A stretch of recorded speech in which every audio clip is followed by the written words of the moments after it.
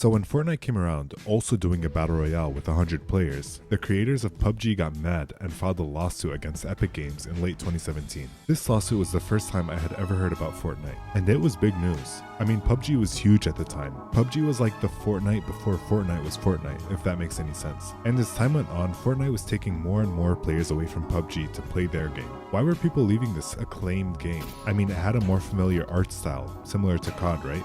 Well, the issue with PUBG is that it costs money. If you were like me, it was never easy asking your parents to buy you new games. I didn't have any money that I earned myself. You weren't really allowed to have jobs as a minor in my country. And even if I somehow did get money, birthdays and such, my parents still wouldn't let me use it to buy games, because I needed to get good grades. And they were right. Anyways, this lawsuit gave Fortnite a lot of publicity.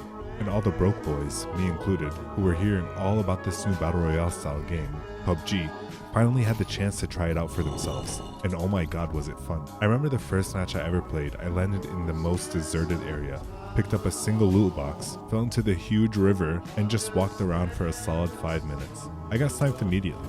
I mean, I was walking out in the open, I was obviously gonna get sniped.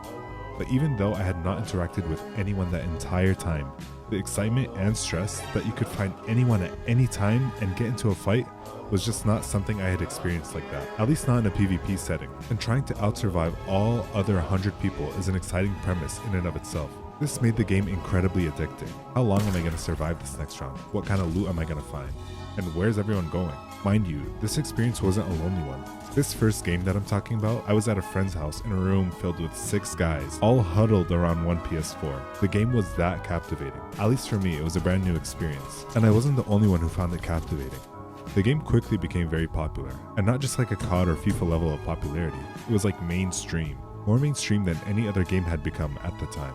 Is the game being free really the only thing that made us play it? The thing that differentiated PUBG from Fortnite was the fact that you could build in the world they created. Probably one of the coolest mechanics to come out of a shooting game, being building, was a big differentiating factor from other similar games. Instead of being like a COD shooter where you just need to slide to cover, like those losers in Zero Build, or just get into a random shooting fight where someone's gonna die within the next 10 seconds, you could instead put up a wall to defend yourself. Not only that, you could build a ramp upwards and get high ground on your opponent. And what if they start building a ramp towards you as well? You've got yourself a build battle. These were so much fun when you go up against someone of a similar skill level. Running around these incredibly huge structures, editing doors, building ramps over your opponents, dropping down and breaking the build that was supported by one tiny ramp. Everything about it was amazing. And yes, I'm saying this in the past tense because I genuinely can't keep up with the building techniques that the good players have these days. But this style of fighting was so unique in a shooting game. All the big streamers began using building in a way regular players were not yet doing. Double ramps and double walls, 1x1s, even things like using